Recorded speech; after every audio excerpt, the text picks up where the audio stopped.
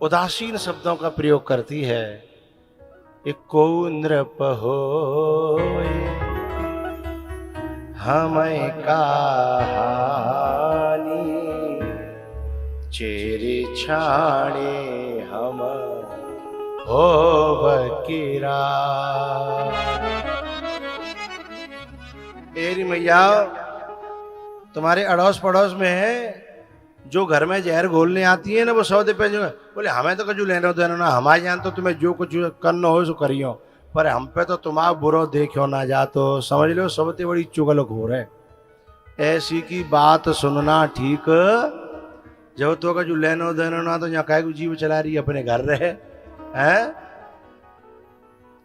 और पता है ऐसे ऐसे लोग एडवाइस देने आ जाते हैं जिनकी घर में कोई ना सुन लो, हैं अपने घर में जिनकी कोई सुन ना रहो मान ना रहो, और दूसरे के घर में एडवाइस देने चले आते हैं। तो जो ये कहती है ना, कहते कि मोह तो कोई दिक्कत ना है, पर मुंह पे तेरो बुरो देखो ना जा रो। ऐसे व्यक्तियों की बातों को सुनने से अपराध लगता है। मंथरा ने कैकेयी की बुद्धि को ऐसा पलटा कि जो हितकारक थे वे अहित वाले लगने लगे, और जो अहित वाले थे वे हितकारक लगने लगे। चोरों के लिए चांदनी की रात बुरी लगती है, चोरों के लिए चांदनी की रात बुरी लगती है, और बिगड़ी हुई औलाद को बाप की हर बात बुरी लगती है।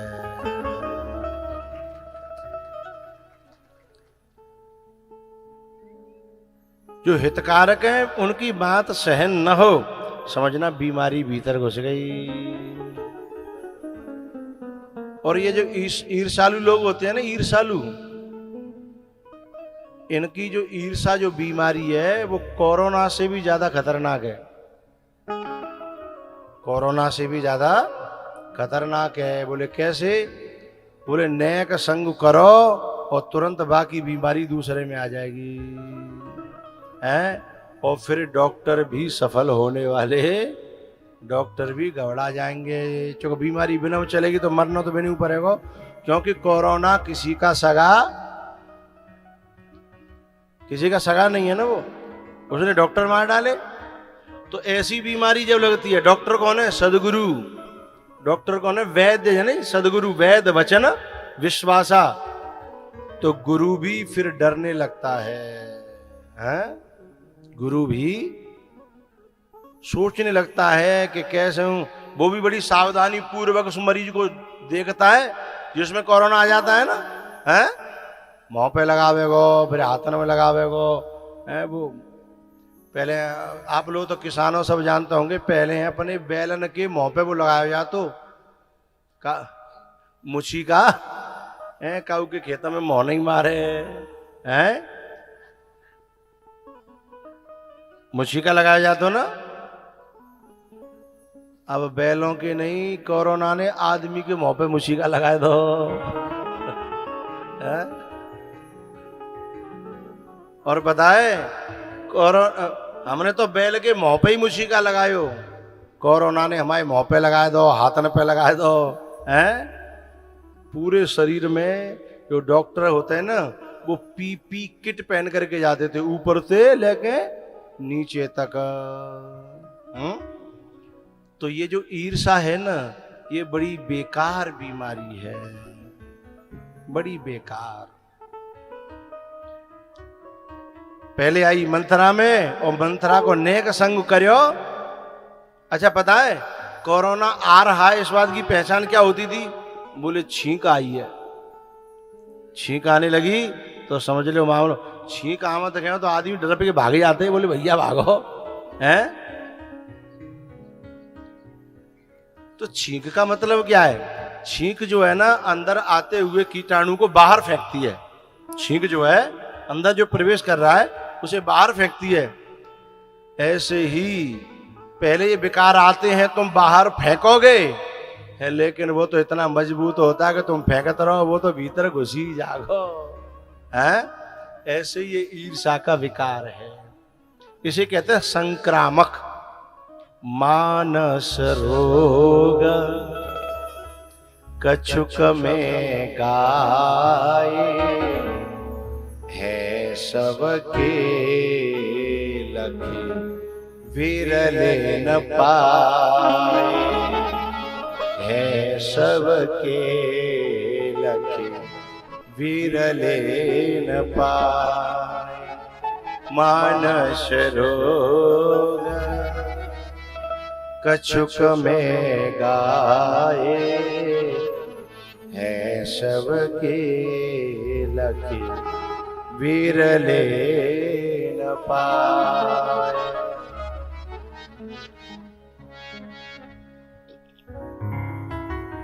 अब दशरथ जी महाराज तो बड़े साहब खुशी में जा रहे सरप्राइज देने के लिए। ऐसी खुशखबरी सुनाऊंगा, लेकिन मंथरा ने कैकेयी के दिमाग में ऐसा वायरस डाला कि वो सर्पराज को षड्यंत्र देखने लग गई। सर्पराज को षड्यंत्र और सरल को षड्यंत्रकारी देखने लग गई।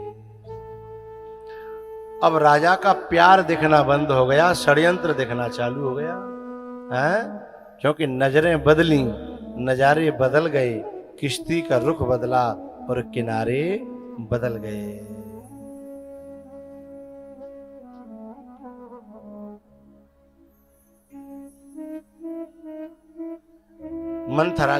मंथरा जो कैकेयी की भावना बदल गई, और भावना बदलते ही धर्मात्मा भी पापात्मा दिखने लग गया।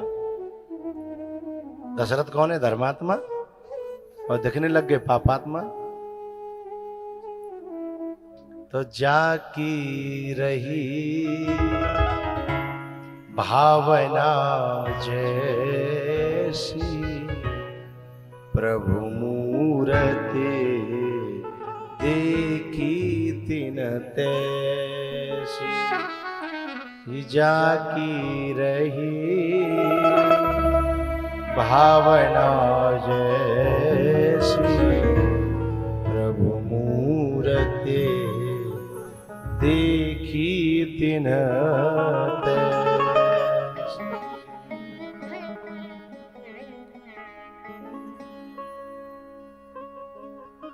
दशरथ जी ने कैकेयी के भवन में जाकर के पूछा दासी से कि कैकेयी कहां है? दासी ने कहा, उस समय उस एक कमरा होता था, जब किसी को क्रोध करना है, कोप करना है, गुस्सा करना है, शिकायत करनी है, तो उस कमरे में पहुंच जाना। कमरा होता था, जैसे अभी हमारे यहाँ कमरे होते हैं, बोले ये अतिथियों के लिए है, गेस्ट रूम है, और बोले ये सोने बैठने के लिए, बोले बेडरूम है, बोले ये भोजन पानी करने के लिए है, बोले डाइनिंग रूम। ये तो ठीक है, लेकिन जब कोई गुस्सा, क्रोध, शिकायत और ए बातें भर जाए तो बाकी लिए कोई रूम है? बोले नहीं है। तो बोले फिर एक को अलगते नहीं करोगे तो सब में फैलावेगा, है अलगते रूम नहीं दोगे तो फिर वो सारे रूमों में उस वायरस को फैलाएगा। इसलिए बाजमाने में कोप भवन होता था, है, उसे यदि आज के इन शब्दों में कहा जाए तो टेंशन रूम है, कि जब टेंशन करनी हो तो बा में चले जाओ, अकेले एक कमरा खराब करो, पूरे घर खराब मत करो। तो जब कैकेयी टेंशन मोड में गई तो टेंशन रूम में चली गई, और जैसे ही पता चला दशरथ जी को कि टेंशन रूम में, टेंशन मोड में आ गई कैकेयी, तो दशरथ जो है, जिसके लिए इंद्र भी सिंहासन छोड़ता था, है, वो घबरा गए कि ऐसे खुशी के मौके पे जी ऐसो का है गो, है। और पता है हमारे भारत में ये गृहस्थी आदमी मेहनत से नहीं डरता। कितनी करवाए ले, न हल चलाने से डरता है, न फावड़ा चलाने से डरता है, न मजदूरी करने से डरता है। एरी मैया कितना मेहनत करवा ले, डरता नहीं है, थकता नहीं है, घबराता नहीं है। बस एक काम से घबराता है कि लौट के घर पहुंचूं तो कहूं गृह मंत्री को घर मोह जो फूलियो वो नहीं होना चाहिए है? यदि गृह मंत्री का मुंह फूला हुआ है तो मामला सब फिर वो थक जाता है? और यदि कितनों मेहनत करके आए होए, यदि गृह मंत्री ने थोड़ा सा मुस्कुरा के देख लिया तो सारी थकान खत्म हो जाती है?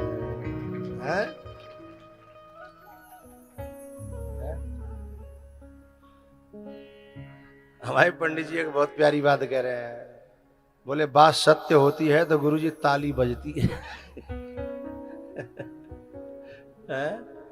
तो ताली तो बात तो जो है, मानस तो एक ऐसी कथा है रामायण की जो दिल के भीतर तक की बात को, अपने हृदय की बात को ला करके खोल के रखती है। तो मैया आप एक पंक्ति गाती हो, फूल मांगू ना बहार मांगू, है ना? गाती हो ना? लेकिन आप ये नहीं सोचती हो कि आदमी भी ये चाहता है कि न सोने को हार मांगू न कुछ और मांगू, है? वो ये चाहता है कि तुम खुश बने रहो और घर को खुश रखो, है? इतना ही तो चाहता है। और उसने तुमसे कब सोना चांदी मांगा है? तुम तो फिर भी झूठ बोलती हो, न फूल मांगू न बहार मांगू, है? झूठ बोलती है ना? जब जब मौका आता है, चाहे वो करवा चौथ को होए, चाहे कोई और होए, हर मौके पे तुम्हें कहीं न कहीं से, दतिया से नहीं तो ग्वालियर से नहीं तो डबरा से शॉपिंग करने का है। लेकिन आदमी नहीं मांगता है। वो कहता है कि मेरे माँ बाप को खुश रखो, मेरे घर को खुश रखो और तुम खुश रहो, है? बाकी तुम मेरी प्राण ले लो, है? मेरी जान ले लो, है? मेरा पैसा ले लो, है? आदमी यही तो कहता है। लेकिन इतना देने करने पर भी एक छोटी सी मुस्कुराहट न मिले तो फिर बेचारा आदमी थक जाता है। इसीलिए कह रहा था, आदमी काम से नहीं थकता है, मेहनत से नहीं थकता, लेकिन घर में जब मुंह फूले फिर बेचारे को है वो थक जाता है।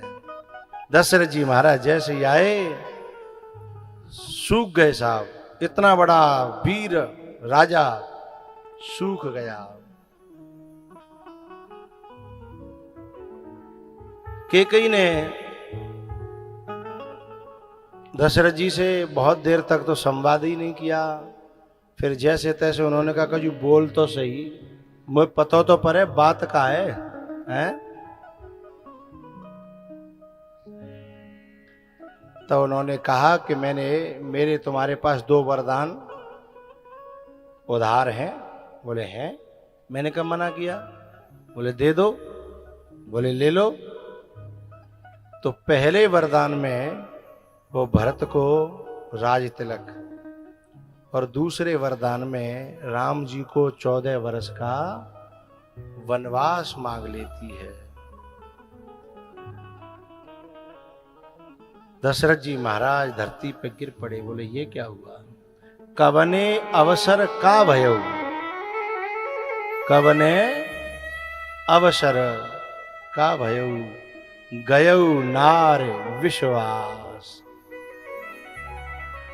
एक ऐसा धर्मात्मा राजा, इतना विश्वास करने वाला, उसका विश्वास तोड़ डाला। दशरथ जी ने बहुत समझाया कि देख तू मेरा कुछ बुरा नहीं कर रही है, अपना ही बुरा कर रही है। तू दुनिया में मुंह दिखाने लायक न रह जाएगी। आज तेरा पूरी अयोध्या में नहीं, पूरे विश्व में तेरा सम्मान है। तुझे लोग पूजते हैं तेरी उदारता के कारण, ये तेरा ओछापन न तुझे यहां मुंह दिखाने लायक रहने देगा और ना, लेकिन जब बुद्धि बिगड़ती है ना तो फिर उपदेश काम नहीं करता है। कैकेयी के मुख पे इस मंथरा के संग ने एक ऐसा दाग लगाया जो लाखों वर्ष बीत गए अभी तक छूट नहीं पाया है, हैं? कपड़ा पे कोई दाग लगे तो साबुन से छूट जाएगा, हैं? कपड़ा पे कोई दाग लगे तो साबुन से छूट जाएगा, सर्फ से छूट जाएगा, पानी से छूट जाएगा। लेकिन के व्यक्ति के जीवन पे कोई दाग लगता है ना, आहा, उसके लिए कोई साबुन नहीं है, कोई पानी नहीं बना है। दशरथ जी महाराज ने पति होकर के भी हाथ जोड़े, मैं तेरे हाथ जोड़ता हूं, तू कितने लोगों का भविष्य खराब करने जा रही है, तेरे को पता है, तुझे कोई क्षमा नहीं करेगा। जब ये वनवास हुआ ना, उसके बाद कैकेयी को जो दासी रोटी देने जाती थी ना उसके महल में, तो वो दासी जो है ना अपने वस्त्र का ऐसे आड़ करके और यूं थाली सरका के आती थी। किसी ने पूछा ऐसा क्यों करती हो? बोले ऐसी को मोह देखूंगी है जिसने अपना पति खा लिया, जिसने राम जैसा बेटा, सीता जैसी बहू है, लखन जैसा सेवक, जिसने कौशल्या के पेट पर लात मारी जो बिल्कुल निर्दोष थी, इसका मुंह देखूंगी। जिसका मुंह जिसकी दासी भी न देखना चाहती हो, है? ऐसा जीना भी क्या कोई जीना है? ऐसा जीवन भी क्या कोई जीवन है? दशरथ जी ने ये सारी बातें बताई थी। जब राम जी लौट के आए थे ना युद्ध करके, तब कैकेयी से मिले तो कैकेयी से कहा, मां तूने कितना बड़ा कलंक सहन किया है, कुछ मांग ले। पता है कैकेयी ने रो करके एक ही बात कही कि मेरे भरत ने मुझसे मां कहना बंद कर दिया है। यदि राम तू मुझे दे सके तो मेरा मातृत्व वापस दे दे, बस मेरा बेटा मुझसे राम कहना प्रारंभ कर दे, एक बार राम कहला दे, एक बार मां कह दे मुझे, बस मेरे जीवन की तसल्ली हो जाएगी। जब भरत जी को बुलाया राम जी ने है कि मैं कुछ मांगना चाहता हूं, तब भरत जी ने सीधे सीधे एक बात कही कि मेरे प्राण ले लो, मेरा सब कुछ ले लो, पर मेरी एक प्रार्थना, मुझसे ये मत कह देना कि मैं उससे मां कह दूं, क्योंकि उसी दिन से मेरी मां मर गई जिस दिन से मेरे प्रभु को मुझसे दूर करने का प्लान किया था, हैं? उस दिन मेरी मां मर गई।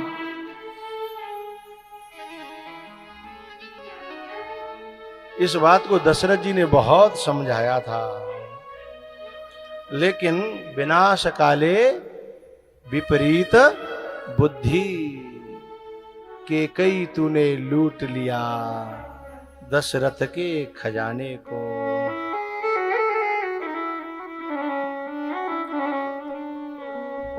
कैकेयी तूने लूट लिया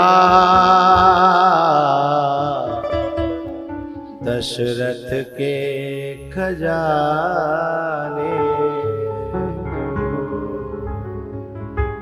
को, कैकेयी तूने लूट लिया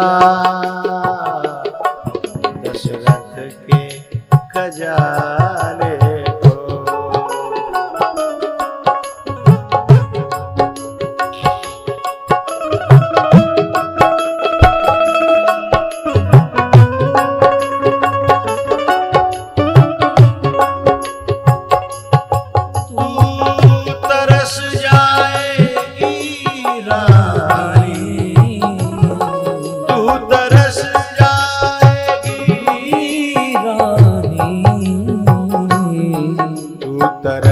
जाएगी रानी।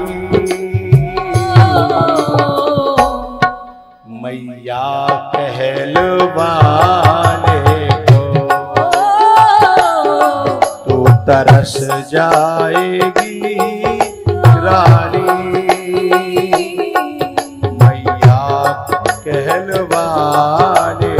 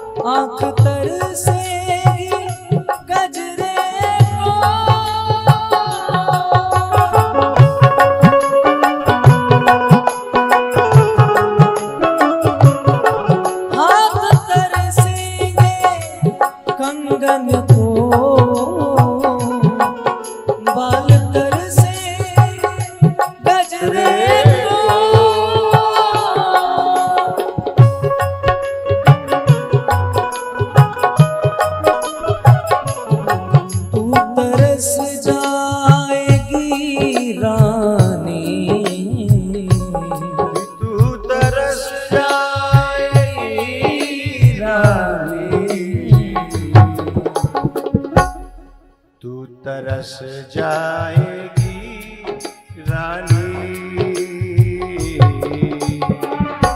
सबसे मिलने मिलाने को कहीं तूने लूट लिया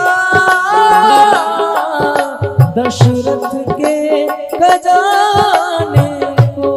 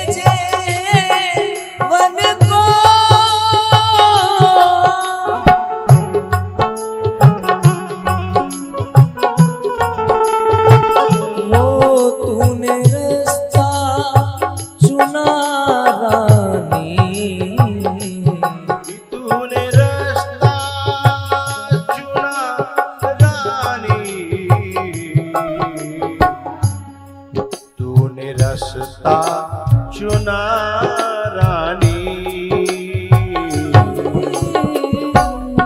सीधे नरक जाने को के कहीं तूने लूट लिया दशरथ के खजाने को।